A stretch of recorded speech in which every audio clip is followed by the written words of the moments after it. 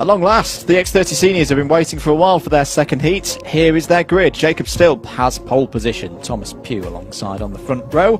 Benedict Davies and Hugo Gilbert is your second row. Christian Brooks and Caelan Burbridge is your third row.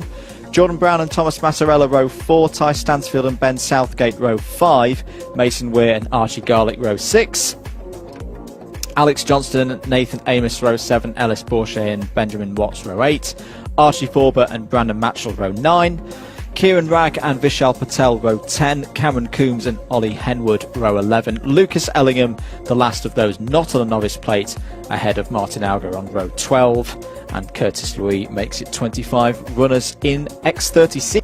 One, away we go for 8 minutes plus 1 lap for X30 Senior. They've been very, very patient and they've had a very, very good start. Jacob Stilp will lead us up to Christmas Corner for the first time. There's lots of jostling around in the middle of the pack. The number 3 or 4 of Alex Johnston's looking for a move down the inside. There is a yellow flag out to cover the recovery of the number 66.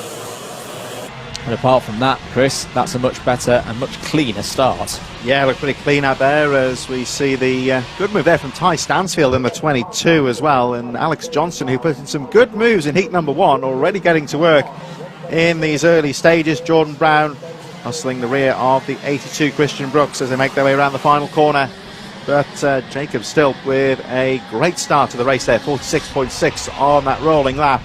Half a second ahead of Christian Brooks, Jordan Brown, Benedict Davis in 4th place, but Ty Stansfield, the 22, a brave move into Christmas Corner on the first lap, and has been rewarded with the... Whoa, spin out there. The number 58 of Ellis Bourget. He was trying to get down the inside of Alex Johnston, and that's what we mentioned earlier. When you're going for a big dive move on one driver in a close pack, you've got to check up before the cart's further ahead, and Bourget's made the error there, and that's going to cost him big time.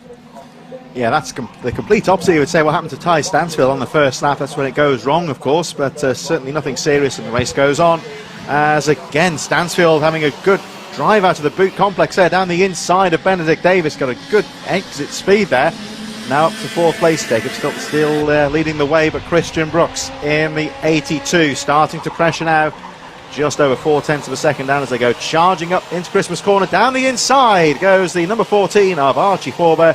And a textbook move through Christmas Corner. Yep, couldn't put it better myself. That was very, very good from Archie Forber, who's clearly on good form here today at Whilton Mill. 6 minutes of this race to go on the clock. There will be the additional lap afterwards, of course, once time has expired. Warning, driving standards, that's what I'm trying to get at. A warning, nevertheless, for Martin Auger in 20th place. Lead novice as well, so but he has got Curtis Leach behind on the number 26, so big close battle with the 2 novices as the field goes through. There we just saw very briefly, of course, Martin, the way the communication with the drivers is the digiboard on the finish line, so it is difficult to miss that when you're racing, to be fair. Yeah, it's pretty bright, pretty in your face. I know we've been waxing lyrical about him so far today in this season, but Lucas Ellingham, started at the back, is already up to P10 here on lap number 4. It will get decidedly more tricky to get through the further up the order we go. It's a good move for the lead. Christian Brooks in the 82. Back to the front of the field. And ahead now of Jacob Stilp. It's 4 out front. Brooks, Stilp, Brown and Stansfield. And someone, I think, has got a broken exhaust out there because that was so loud I could hear it through my headphones. Down the inside goes Jordan Brown on Jacob Stilp. Martin Auger's coming to the pit lane. Perhaps that's the one with the damaged silencer, possibly. Could be. We'll find out. But Ty Stansfield had a great start to the race, of course, looking threatening in 4th place. Going to keep an eye on Lucas Ellingham now up to 9th place. Perhaps here, Martin would say Lucas Ellingham, 9th position now, got a lot of work to do to get up with the leaders. So down the inside goes Stilp for the lead, and Ty Stansfield's going to take advantage through all of that and take 2 places for the price of 1. Very good stuff from Ty Stansfield. Saw that coming, read it perfectly. Ellingham with the fastest lap of the race, 4.2 seconds adrift in 8th place, but that all benefits Christian Brooks now, who pulls away at the front. The gap goes up to 0.8 of a second. Mason Weir into the pits as well on the number 46. I reckon that's our broken silencer. That's our culprit for that one, because I've not heard it come by again. And this is turning now into something of a race of attrition, you would say. Quite a few dropouts in this race already, as we see Curtis Lee and Thomas Pugh moving up the field on the edge of the top 20, but Stansfield trying to close up on Brooks, our race leader. Just to explain for the folks at home, and everyone on the circuit will have heard that and probably have the fingers in their ears, but that cart was so loud that we were able to hear it here in the comms box through noise-cancelling headphones and several layers of brick wall. That's why these carts have silencers, folks. Yeah, if ever these carts damage a silencer, you'll know all about it. And again, it's one of these things that you've got to bring the cart in purely because of noise control, really, because the local residents at Whilton won't be too happy with a Rotax 2-stroke on full tilt going around the track. So a bit of bad luck there, you would say, for Weir, which we presume is the one with the faulty silencer. But Brooks leading the way from Stansfield. But Lucas Ellingham again, fastest lap of the race, lapping very quickly, 44.70. We'll have a look at the gap when they go through as Christian Brooks expertly leads the race from the fast approaching Ty Stansfield, fastest lap of the race, 44.6. Ellingham up to 6th place, 3.9 seconds covering the top 6 drivers. But Ty Stansfield with 2.5 plus 1 to go, starting to look threatening. He's got time on his side here to get these moves done. Looking at them through sector 1, Brooks 14.58, Stansfield 14.52. Here's Archie Forber trying to take 7th position away from Benedict Davies, down the inside into Osius. Perfect, brilliantly done. Really impressed with Archie today. He's on good form, the best round he's had so far this year in the Fast R 2021 Whilton Mill Kart Club Championships. Hope you're enjoying the racing at home and at the track. Thanks to our sponsors once again, Fast R. Nice bit of driving there actually from Archie Forber and Benedict Davis, trading positions there quite neatly, and I think we just saw again, we saw Forber just gesticulating now. Let's get to work now, because Ellingham's in front in 6th place, who's pulling them on in turn, and I think they could get involved with the leaders if they carry on as they were. We've got that's a change for 5th place. Ellingham now down the inside of Burbridge in the 32. How high could Ellingham get in this race? There's still, what are we looking at, 3 more laps for him to get round.